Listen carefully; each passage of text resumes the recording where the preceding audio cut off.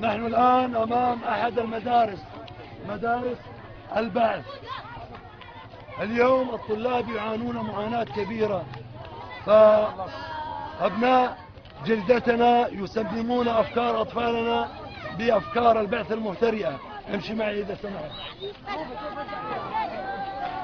لا لكبت أفكار أطفالنا وأبنائنا.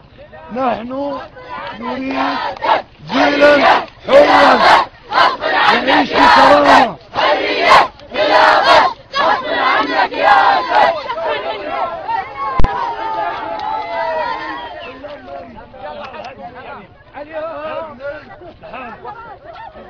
والنساء تنتهك أعراضها، وما زلنا ننادي بأفكار البعث إذا سمحت. وأنا تعرفني بالاسم، وجماعتك في دير الزور شبيحتك يعرفونني.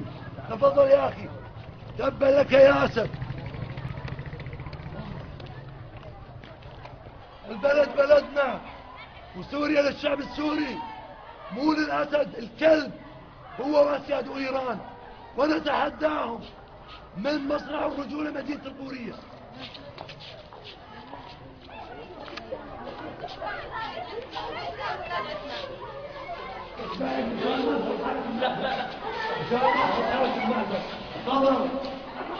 مدارسنا ستكون حرة رغم عنها، خالية من عصابات الأسد. لا ما نفهم بس أمه. عفوا ليه ذكر لي خسئة وخطيئة وكل من لماذا لا نضع هذه الآية القرآنية التي هي من قيمنا ومن إسلامنا؟ فليخشى الأسد وتخشى هذه العصابة. ونحن هنا في مدينة القورية نتحداك يا أسد، ونتحدى أعوانك وأسيادك الإيرانيين. نحن شعب حر غصبا عن كيد كائدين.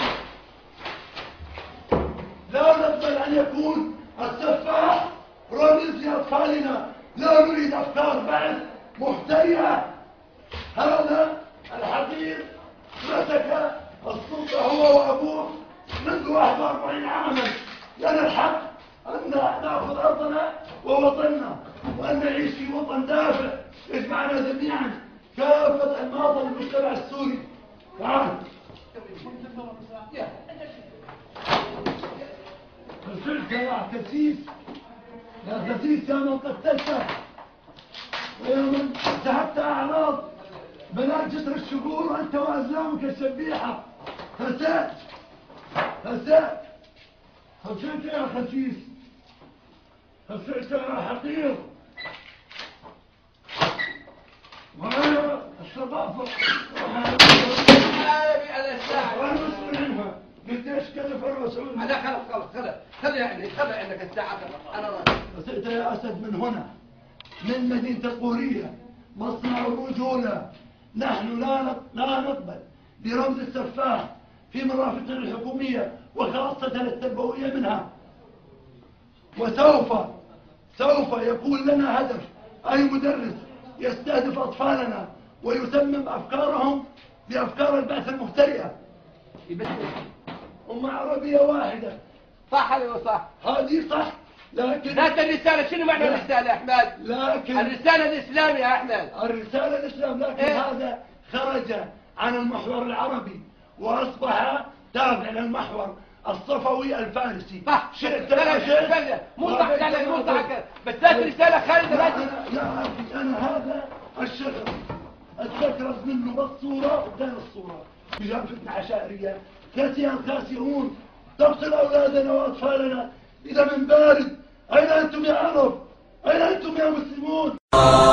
أخي أنت حر وراء السدود، أخي أنت حر بتلك القيود. إذا كنت بالله مستعصما فماذا يضيرك كيد العبيد؟ فماذا يضيرك كيد العبيد. أخي ستبيد جيوش الظلام ويشرق في الكون فجر جديد، فأطلق لروحك إشراقها، ترى الفجر يرمقنا من بعيد، ترى الفجر يرمقنا من بعيد. أخي قد سرت من يديك الدماء، أبت أن تشلى بقيد الإماء، سترفع قربانها للسماء مخاطبة بوسام الخلود، مخاطبة بوسام الخلود.